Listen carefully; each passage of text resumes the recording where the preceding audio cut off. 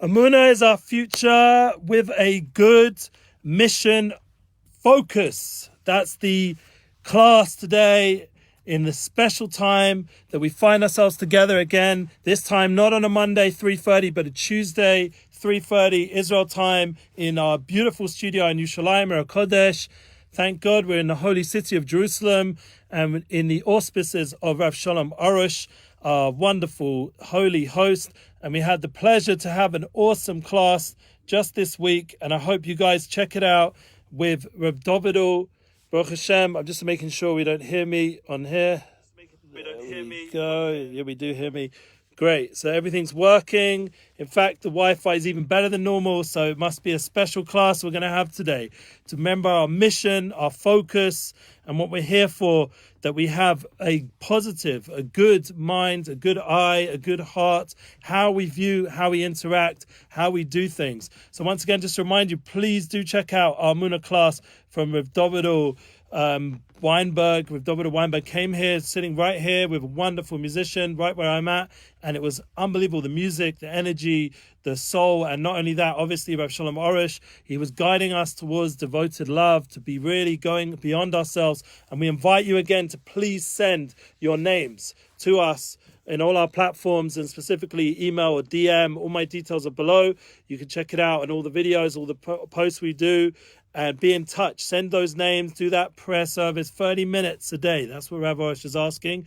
And that's the kind of energy, the positive focus we need to have when we go into a parsha like we are in this week, and also in a time of year, the summertime, as we've gone away already now. The light of Shavuos is starting to fade a little bit. The energy of that Mashiach light, that special energy that came down through the light of the Torah and the merit of the Torah, and also all the holy souls like the David HaMelech, the Baal Shem Tov, as we spoke in our previous classes. Now we have the opportunity, right now, in Tafshin Pei Aleph, in 2021, in the month of June. We're already in June, I can't believe it. We're in the summer months, to really change the way we view the world and how we experience life. Because these months, these summer months, are opportunities, especially when we have Shlach Lecha. Yeah, this parsha is a very big signpost of what's needed for us to work on, how we need to go ahead in the coming months of Tammuz and Av.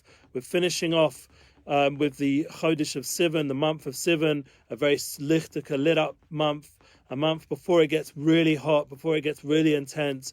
It's really a climax month of these three previous months, where we already mentioned in a previous class of Nissim and Iyar and Sivan are together. They're three tribes, Yehuda, Zvulun, Yisachar Zvulun, Yehuda Yisachar Zvulun, that's how it's described in Bnei Yisachar, and from the Arizal. Then we have, Baruch Hashem, 3 months of chizuk, of inspiration, of Emuna.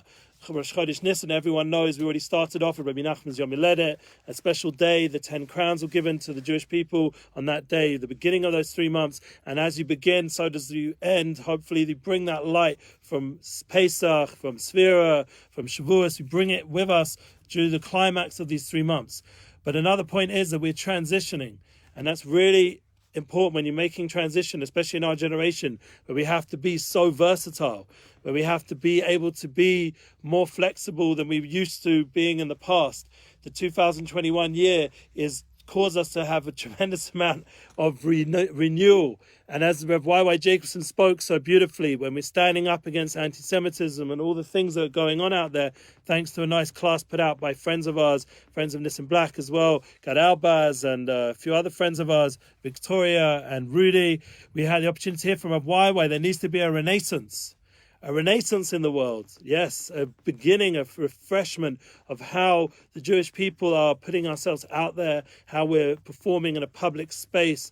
We need to renew our avoda, renew our inner connection, to make sure that we're tuned in. We're really tuned in, especially now, even more so after everything that happened during this year with the Corona challenge, 1.5 years already, and the fact that I still haven't made it to England, I still haven't made it out of here. But the good news, and this is really good news, I'm very happy to share with you, my parents, everyone should pray for me, be meritorious, because to do the mitzvah of kibbud avim, to be able to honor your parents, is not a small thing.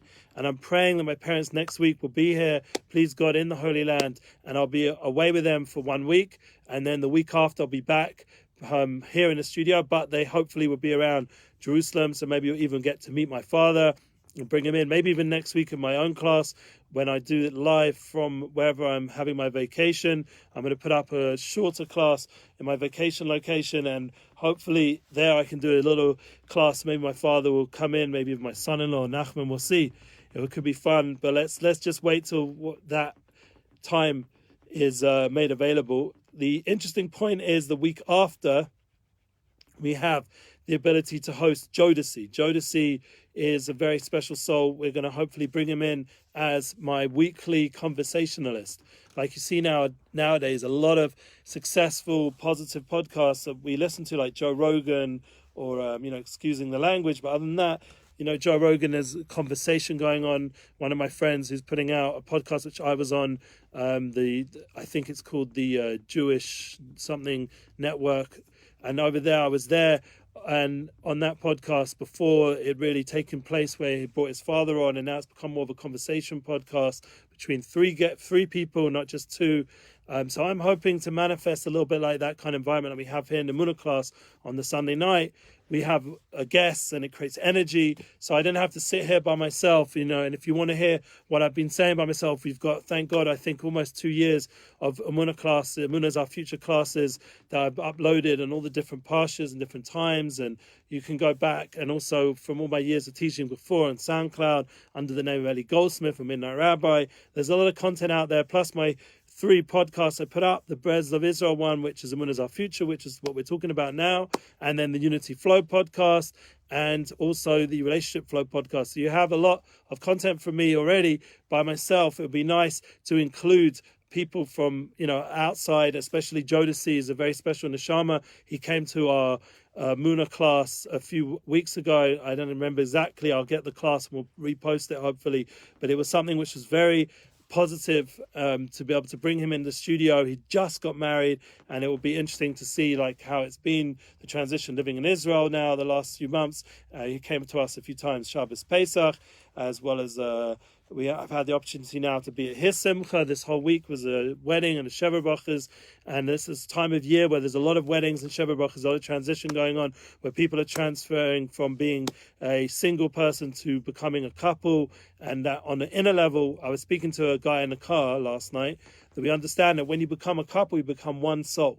It's very important to understand the combination of a man and woman, where they seem so different. The amazing thing is that when you're working on the soul level, they truly are one.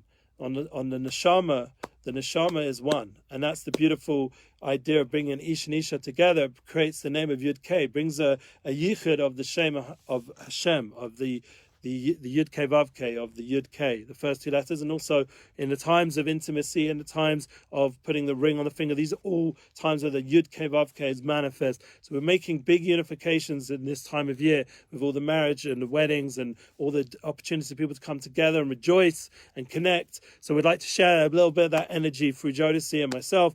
I have a conversation between 2 people now, thank God, who have another half and are able to be in different times of their life. He's newly married. I'm already 20 years married, almost, thank God. And we have the ability to hopefully get into some interesting issues. You guys are welcome to send us what you'd like us to discuss. Usually I focus, like I already have, on the Parsha, and I will continue this week as well. Shlach lecha. What does it mean, shlach lecha? So let's get into it now. Shlach lecha is the idea of shlichus, of having a mission. So after all that good news, we realize that we have a mission. Whatever we're doing in life, there's a special shlichus, a special mission. Shlach is lashon to send someone, but it's also to send them as like an agent. Like I'm a booking agent for people, like Nissim Black, who's, thank God, is going to be doing a bunch of shows in the summer. You guys can connect to me. I've got even a female artist, Judith Gersey. I've got Esther. I've got a lot of artists, thank God. You can go to my list. It's a long list of very talented musicians and speakers and creatives. And obviously Rav Orish is at the top there with his ability to influence on a weekly level together. We work together, thank God. But the idea of being an agent is that you're put in that position, like Chabad do so well, where you're now a shliach. You're now as if the person himself has sent you.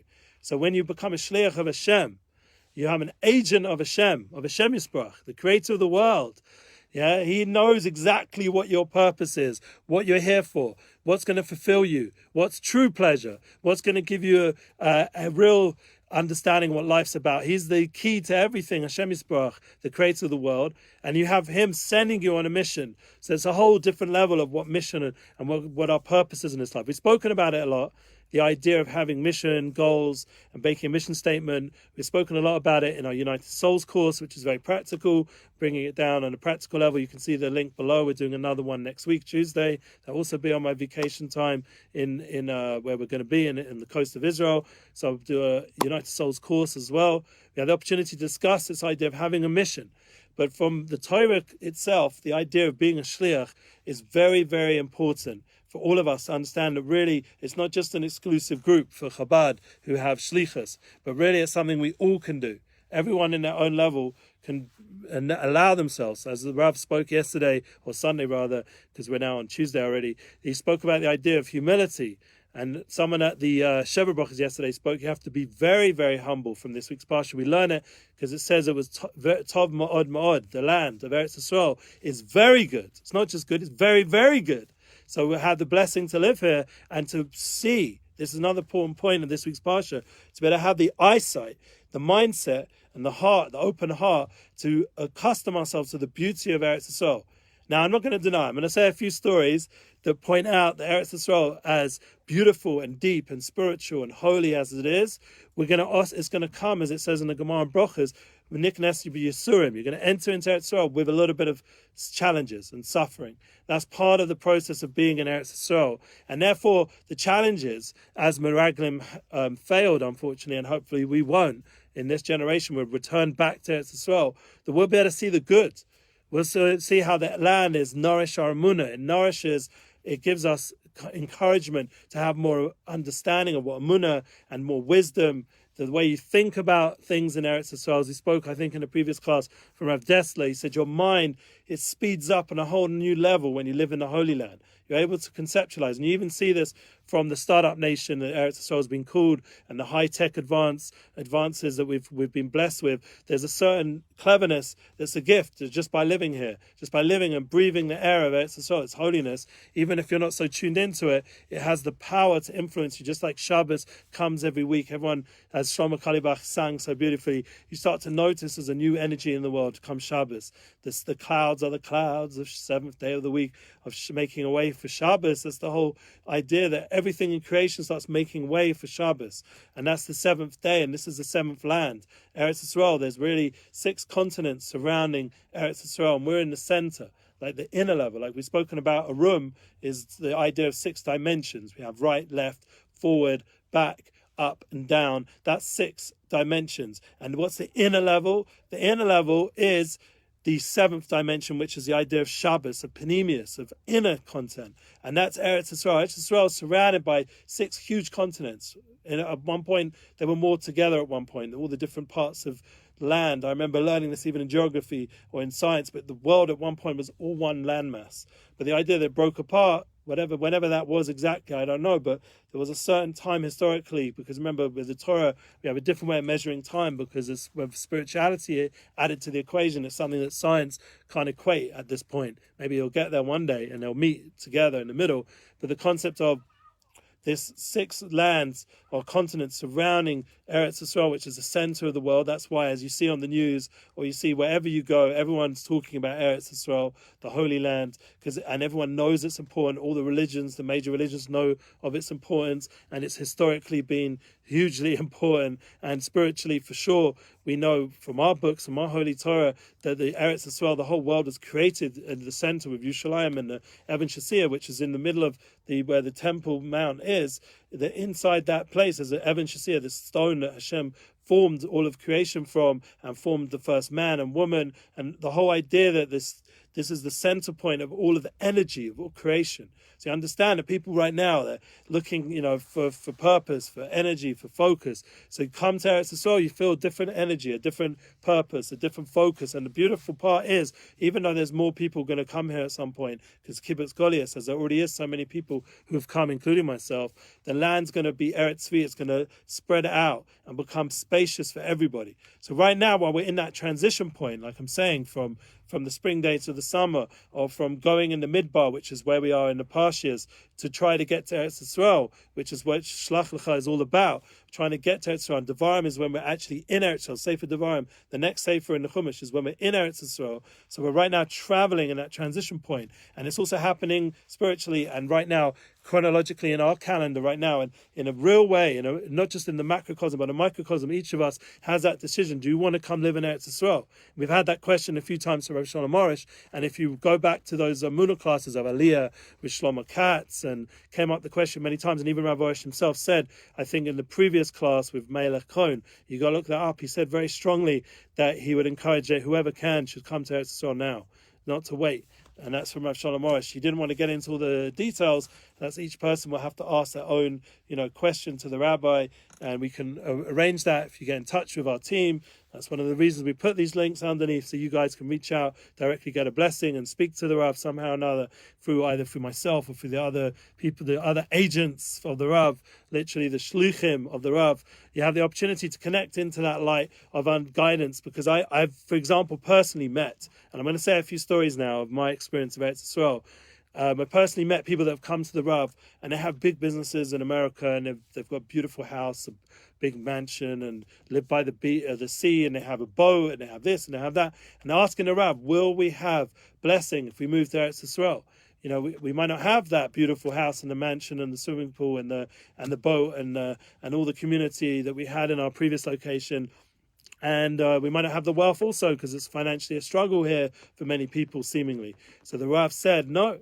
He said, this is the place, Rav Shalom Arush said, this is a place of abundance, of shefa, of divine abundance. Remember, we spoke about having a mindset of abundance, even during this Corona challenge, to have a mindset that there's a tremendous abundance in the world. There's a tremendous shefa. So even more so, said Rav Arush, in Eretz Yisrael, this is Hashem's land. His eyes, Einei Alecha, is constantly on this land. For the whole beginning of the year, the end of the year, Hashem's eyes are always on this land, always taking direct hashgacha pratis. There's no angels, there's no agents in between. It's pure connection to Hashem in the Holy Land. And therefore there's tremendous abundance, tremendous ability of receiving tremendous light, of wisdom, as we already just spoke, but also abundance in physical, in the gashmis, in your blessing.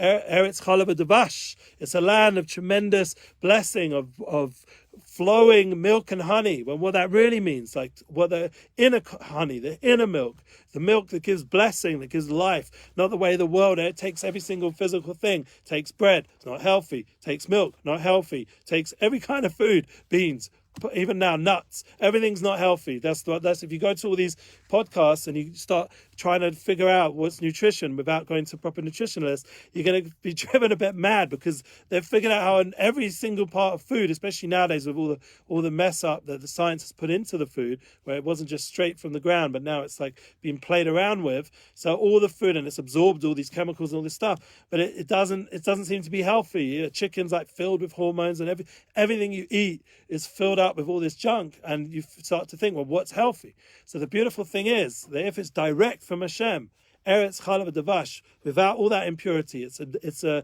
land of abundance. And since the children of Israel have been back, Bnei Israel are back in the Holy Land, this land has flourished. That in itself is a wondrous thing that Mark Twain or any of the great writers, when they saw how desolate this land was, and from what it was supposed to be when we weren't here, and now we're back here. Anyone nowadays, just go and look around. I read in the Ami or the Ami magazine, these vineyards and these high-tech startups and these unbelievable things going on. One of the friends I follow, Hillel Field, he's like someone who's got like so much going on with the high-tech world. You get to see on his blog so much energy, so much development, so much progression, and all the building going on around here, and all the development, and it's a miracle with our own eyes. The fact we have an iron dome that can protect us from without getting any political at all, just talking about the reality of what we see. That's a very important thing, that people like are giving over, different media points, and that's a very important part of having a good mission focus, is to right now to block out all this lies and nonsense online, which is trying to blacken, and I don't mean blacken in a negative way, I mean darken the reality of Israel. So that you have someone like my good friend Nissim Black, who's right now in the US. What's he saying on his Instagram live? How much he misses the kedusha and just the warmth of Eretz Yisrael. He's in New York, it's miserable weather. He wants to be back in Eretz Yisrael. He's missing it. He says, the words he uses, I'm jealous for Eretz Yisrael. Yeah, because he understood that. His soul woke up when it came to Eretz Yisrael. I remember his first trip. I had the pleasure to host him here, and he was alive. He was excited, and he was all about planning how he's going to get back to Eretz Yisrael in 2013 or whenever it was when we put on that show in Beit Shemesh. He was excited to come back. And also on a personal level, when I came here, when I was 18, or even earlier when I was 16, I came here as like a punk teenager. You know, don't mean to be rude about myself, but I wasn't spiritually awake at that point. But there was something going on here. I just felt different, even with the fact that I was playing around, with women, all kinds of things I was doing at that age of 16, and I wasn't so tuned into my soul. But I understood that as much as I was doing a global tour of the wrong things, but I suddenly woke up on an inner level. There's something going on here. I felt by the end of the trip, after being here a month as a teenager, I felt like something like these birthright people that come, something touches them here. And they don't know how to explain it. I remember when I came back to London, I felt tremendously depressed and deflated, not just for the fact I missed all my friends from the trip, but something inside me, I just felt like I was missing on a deep way. And only when I came back here when I was 18, come back to the Holy Land, and I met with people I met with real shepherds. I met with holy souls that were in Svat and Safad, and I was in Yerushalayim, and I had this opportunity to taste the beauty of Yerushalayim and the Koisel, and I got to go to wonderful Shabbos and see, like I said, Eretz Yisrael is the seventh land, and Shabbos is the seventh day, and there's a song in Eretz Yisrael. It has a song like the 7 notes of a scale. It's a very spiritual experience. I suddenly, as a musician, I brought my guitar when I went on this trip, and I came alive musically. I haven't put out much music in the last however many years because my focus has been to help other people with their music, but I came alive, and Eretz Yisrael has that energy in it, that creative energy, and that's my hope on my Unity projects, my Unity Inspires projects, my Unity bookings, to bring together a lot of inspired individuals who live here, a lot of musicians, a lot of souls, a lot of creatives. And thank God Rav Orish has kindly allowed me to bring them to his platform with the Emuna class and host them together with you. Like we had, as we mentioned in the beginning of the class, David Weinberg, such beautiful music, so deep, from such a deep soul. Or Shlomo Katz who's come, or Eitan Katz, all the other wonderful guests, so Daniel, all our guests who've come, and they have such deep souls and have inspired all our people that connect with us. And truth is, it needs to be Emuna global. This energy that we're creating, Ki Mitzion Teitze Torah, Divad Yerushalayim, the Torah, the life of creativity and truth, needs to go out from Yerushalayim into the world. And that's my hope, that we'll be able to experience that on a real level, so that people can understand it. It will quiet all the negative voices when they see such pure music, such pure art, such pure aspects of that everyone on all different levels of age can relate to.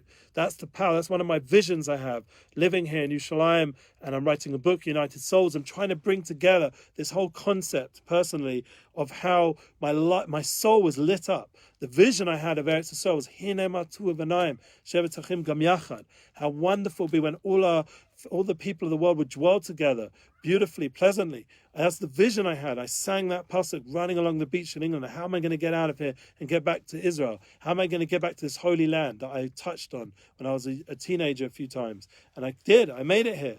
And it's been amazing. It's been a struggle, but it's been an amazing struggle. Struggle Inspired. I once made a Facebook page. It still exists. Struggle Inspired. It should realize you're meant to struggle, but do it with inspiration. Do it in the Holy Land. Make a living here. It's amazing. So, it's funny because in the same week, someone's reached out to me from a place in Savannah if I would be interested in visiting there and maybe even moving there, checking it out as an option. So a big part of me is like, there's no way. I'm going to do whatever I can to live in Yerushalayim. My whole heart's in Yerushalayim. I said that to holy rabbis once when I moved back from Beitar. I used to live in Beitar for a bunch of years, and I moved back to Jerusalem, thank God, Yerushalayim. And I thank God that many years. I've been here now again another 3 years, and in total, I think it's over around 18 years or something. And yet to live in Jerusalem, it's a big merit. With the 4 or 5 years I was in Beitar and another year in Beit Shemesh, I had the opportunity to live in this holy place, to live here. How could I? And I said to the rabbis, I'll do anything to live here, even though it's hard financially, seemingly. Once again, the Rav Orish already broke that. He said, no, there's even more abundance here. There's more abundance even in Jerusalem, even more so than Eretz Yisrael. And like we once said, that the whole of the energy of Jerusalem is going to spread out to the whole of Israel. And the whole of Eretz Yisrael, the holiness and the wisdom of Eretz Yisrael, is going to spread out to the whole world. And that's part of what's going to happen when the war of Mashiach comes, the spiritualization of the whole world. It's going to become a very spiritual, but it's all going to come from the center. That's why it's so important that we understand this central point, and we learn how to, with a good mission, to get our mission from that central place, from that soul level, and to then go and focus on the good. To realize that there's good, tov ma'od ma'od. It's very, very good land, and you have to be very, very humble. As this rabbi said yesterday in the Sheva Brachos of Jodeci, you have to be very, very humble to receive the goodness of this land. And those two things come together. Anyway, I want to finish off our Emuna class. As you can see, the message is very clear that we have the ability in our daily life, wherever we are in the world, to tap into the light of Eretz Yisrael and to understand the goodness, to look good, to not say bad things about this holy place, to not say bad things about the people, to not say bad things about all the politics and stuff, but to focus in on the good. There's so much soul, there's so much wisdom, there's so much positivity, so much creativity to be developed. And we have to give that space in our heart and our mind to begin developing that, and to do it in a collaborative, unified, united way.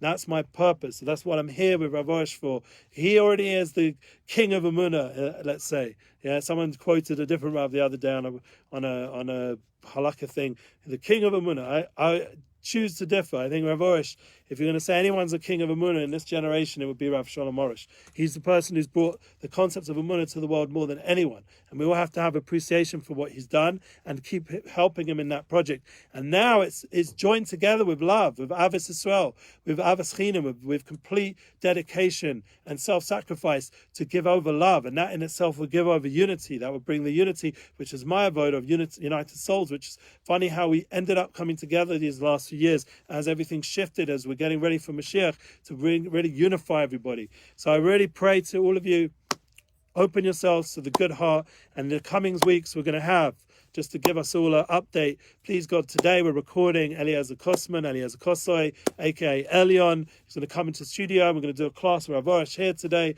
45 minutes. It will not be live. We'll record it, but we'll put it out there on the live feed as if it's live, and I'll be around on the post when it goes out. My vacation, hopefully I'll be able to check in just to see what's going on the Facebook and the YouTube. So if you have any questions, we can get it to the Rav. I'll be able to get it to him at some point. And also the following week, big news, we have Nissim Black. Nissim Black is bringing his new podcast, The Deal with NB. That's Nissim Black, Rosh Hashanah NB. The first letter is MB. The Deal with MB is going to be here. Nissim Black himself in the studio. Thank God he's gone through a big transformation in a health sense. He looks amazing. Like we could see pictures online. Just check it out. And please God will be Zochem es Hashem, all of us, to get together for good times, to really enjoy what it means to be an inspired soul, to be struggle inspired, to see the good, and to do our mission in this world so we can feel fulfilled and come together. This part of Shlach with a Shlichus, and Shlach is also Shulchan, to come together at our Shabbos tables and to enjoy this one, do our Shlichus when we eat the challah of Shabbos, we make l'chaim on the wine, to enjoy being in this world, to have pleasure in a positive, true way. And that will be the focus that we have to be able to go into the rest of the summer months, that we only see good and positive, and all the negative falls away, and we'll be able to dance together with the Binyan by Shlishi, and we'll be able to eat from the Zvochim and Pesachim, all the Kabbanis, all the wonderful treats are going to be coming when Mashiach comes. Amen. Thank you for joining in. Please share this on. We appreciate you tuning in on a weekly level. Please leave feedback, and wishing you all the best. Have a good week.